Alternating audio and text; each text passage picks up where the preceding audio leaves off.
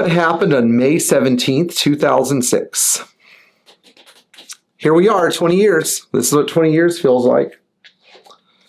Hasn't been a bad ride. So I thought about what I'm going to do May 17th, 2026 to tell you the story of what happened on May 17th, 2006. So we're going to take an in-depth look at the first couple days of me being a Mercedes shop owner. I had enough customers to count on maybe 4 hands, 40 customers. I think it was around 40. And at the time, my friend Kevin Tesler, who I'm still friends with today, made me some business cards. They were nice business cards. They were like a nice white color. They had a 126 on them, a dark blue 126. Maybe it was a 123, I can't remember. But I'd hand them out to people. People would call me because of the business card. And so at that time I was finishing up with college, and it was graduation day. And I knew that I was going to be working on Mercedes. That last few months of college, I couldn't wait to get out. And I didn't know where I was going to go, but the cards aligned because I met a customer, and his name was Nick. I'm not going to go into his last name, but Nick's a good guy. Nick's still a good guy. He's not a normal guy, but he's a good person. He was a little wild. And so Nick's wife, Angela, had a 300 SEL, and they could not get the air to work at all in this car. And so I didn't know what I was going to do, but I figured 2 things out about this 300 SEL. After spending 2 days on it, I figured out that 1, the compressor would cut out when you'd rev up the engine. AC fully charged, compressor would just shut off. And that was a bad compressor RPM switch, which is used on Denso compressors with serpentine belts. And number 2, the belt was not tight enough because the belt tensioner was bad. So I pulled the compressor, I swapped out the RPM switch, and at the time I was buying parts at German Parts World in Longwood. I think Kevin remembers them. Kevin will probably watch this video at some point. I bought an RPM sensor and stuck it in the back of the compressor, and it worked, and I was very happy. I could not have been happier. And so what I figured out was that because her compressor had failed and her belt tensioner had failed and she had the wrong belt in the car, there was no way the AC was going to run. So I fixed it all. Nick liked me, I became friends. He's like, hey, I got the shop in the woods. Peter, I got the shop in the woods. I'm like, oh, good, okay. So I went and looked at a little 500 square foot shop, and I just split it in half. I'd use half of it. I said, fine, I'll use half of it. I figured out a way to fit 3 cars in there, but that wasn't ideal. Ideal was like 1 or 2 cars. I could jack the car up. I could put my tools in there. I could clean the shop up every night, And without going into some of the things that happened later, that became my first shop. It was off of Avalon Park Boulevard. It was down a dirt road in the woods. And so I knew that I didn't have a lot of money to spend. I had $250, and with that $250, I went to Harbor Freight. I bought a jack, some jack stands, and filled in a few tools from my collection that I was missing. But I used the tools that I had. I didn't have any specialty Mercedes tools. I didn't have any air tools. I didn't have anything. It was all hand tools. But I said, I think I can start here. And that's one of the things I love about the automotive repair business. You have to have a tireless work ethic and an intellect that will not merely be satisfied with a shortcut of a repair. And you have to be honest with people. I can fix this. I can't fix this. I'm going to try. I don't know what to do. You have to just be honest with them. And I would just keep working on things. I'd throw away the clock and just keep working until I figured out the solution to the problem. And that was how I built up my business. But at the time, I did have a few customers. And so, there are always some characters waiting, right? The first character that I met was Tex. Tex had this rusty 240D stick shift, and he became my friend, and he's still my friend. I'm still proud to call Tex my friend. Tex is probably the only person that ever realistically was willing to put a bullet in somebody's head for me. That's a good friend.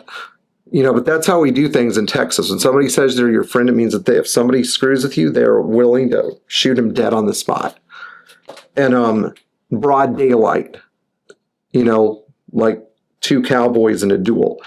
And Tex would always help me if I needed a weird tool or something like R12 mineral oil. He'd always be there to help me with that, and I really appreciated that about him. He and I had we did a lot of fun things. But that first year, I got to go to that shop every day. It was in the middle of an orange grove. It was very peaceful, and I didn't have a lot of contact with people that I knew. I mean, sometimes I'd have friends from UCF that were still in school that would come visit me. Like my friend Joe would come visit me. One time Joe and I made sour orange juice there. But it was a nice place to start because there wasn't a lot of pressure. And I realized that I had infinite time. I didn't have infinite money, and I did not have infinite tools, like resources, like material resources, but I had infinite time to be able to work through the problems that I was experiencing. And sometimes I think about those first few weeks in that shop and how scared I felt of being a failure. People ask me, what are you most afraid of? Failure. You should always be most afraid of failure. And there was often this moment, this cycle with every repair where I'd invest a bunch of time into diagnosing the car, trying to figure out what's wrong, then executing a repair, and that didn't work. Then I go back to the drawing board and execute another repair, and that didn't work. And then usually the third or fourth time, I'd finally have narrowed it down enough to where I'd mark off items in the diagnostic tree.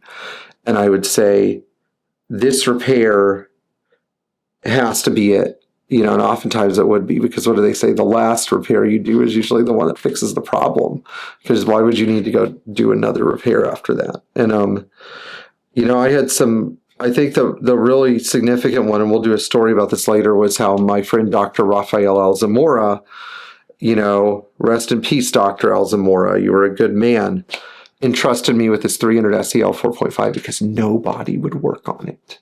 Nobody. And I got to the bottom of the car's air suspension issues, and I made a friend for life. And that was how I got involved with the W109 cars. People go, how many W109s do you own today? Oh, I own two of them. I own a 300 SEL, a 67, and a 300 SEL 4.5. And I did have a 6.3 at one point. I have a 300 SE sedan. I've accomplished all these things that I wanted to accomplish 20 years ago. But one of the things that I have to stress to anybody who is a young person that's thinking about opening a shop, you have to ask yourself, do I like that? After you do it for a year, you have to ask yourself, do I want to be doing this in 20 years? Do I want to be doing this in 30 years? I do. I like it. I really like it. It's the best thing that's ever happened to me. But one must ask themselves, am I willing to work through the night to try to solve a complicated problem?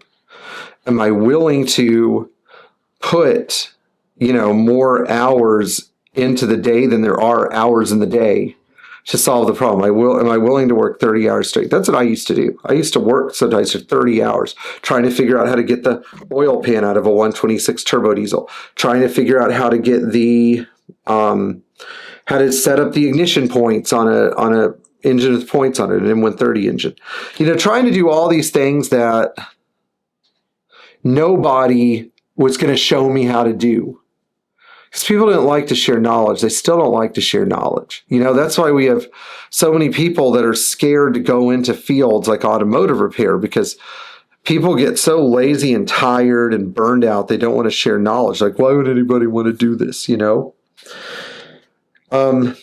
Anyway, I know this has been kind of a nebulous story, but the thing that happened on May 17th, 2006 was I walked into that shop in the woods, and I looked at the shop and I said, I think I found it. When I say it, I meant my calling. I think I found it. I was sure about it. Everybody in my family was skeptical. My siblings, my mom, my dad, everyone was skeptical. But I said, I'm going to do this. I'm going to build the best Classic Mercedes repair shop that I can build. I'm going to be the best at what I do. And I may not be the best at what I do, but I'm still trying. And I think that what happened on that day was I really found it. I found my calling. So to all of you who are looking for your calling, good luck on your quest. I will see you in the next video. Please like, share, and subscribe, and tap the bell for notifications, and I will see you in the future.